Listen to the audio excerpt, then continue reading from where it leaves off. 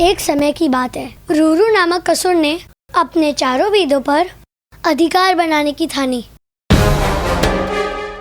और अपनी इच्छा पूर्ण करने के लिए उन्होंने 1000 वर्षों तक तप किया। ओम ब्रह्माय नमः, ओम ब्रह्माय नमः, ओम ब्रह्माय नमः, ओम ब्रह्माय नमः, ओम ब्रह्माय नमः। रूरू के तप के विषय में जानकर इंद्रदेव क्रोधित हुए और स्वर्गलोक पर आक्रमण के भय से उन्होंने वरुण देव को रूरू का तप भंग करने का आदेश दिया। ओम ब्रह्माय नमः।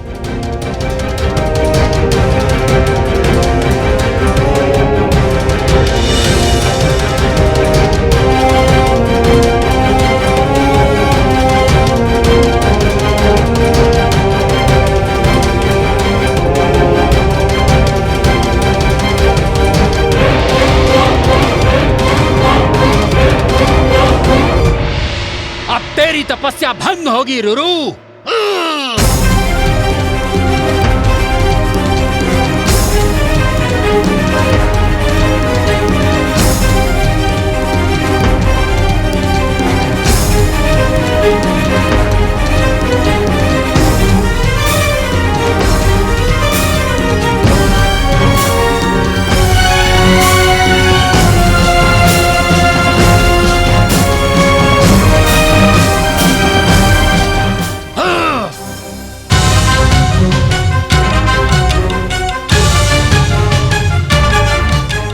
अपनी तपस्या में इतना लीन है कि मेरे प्रहारों का कोई प्रभाव ही नहीं पड़ रहा इस पर।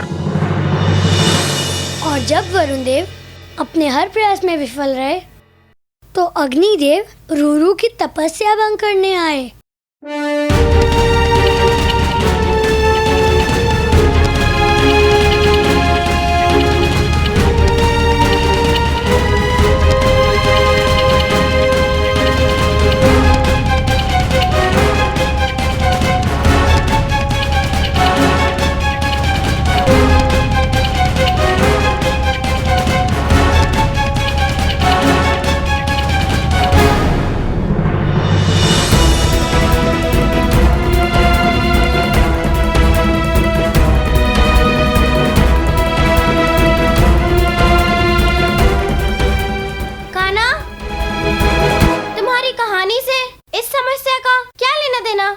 लेना देना है राधा, पहले पूरी कहानी तो सुनो।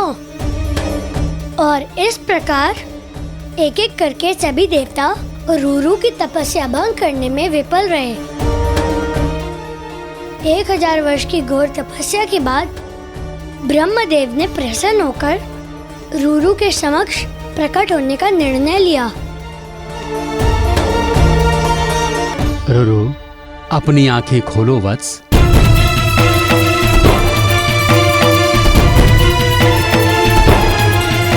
प्रणाम। हम तुम्हारी तपस्या से अति प्रसन्न हुए। मांगो, क्या वरदान मांगना चाहते हो? ब्रह्मदेव, मैं चाहता हूं कि आपके द्वारा लिखी हुई चारों वेदों पर केवल मेरा अधिकार हो। मेरे सिवाय इस संसार में किसी और को उन वेदों का ज्ञान ना हो। तथास्तु।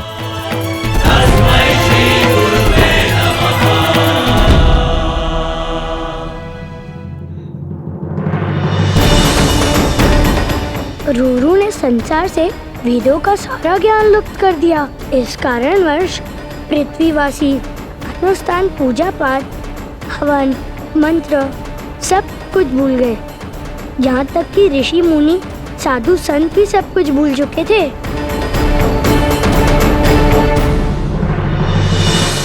ज्ञान के अभाव में साधु संत, ऋषि मुनि इधर उधर भटकने लगे। मंदिर सूने हो गए थे क्योंकि अब उनमें पूजा नहीं होती थी। और इस प्रकार सभी कार्यक्रम समाप्त होने से देवताओं का तेज कम होते जा रहा था और इसका असर उनकी शक्ति पर पड़ा। और इसी अवसर का लाभ उठाया रूरू ने। फिर वही हुआ जिसका इंद्रदेव को भय था।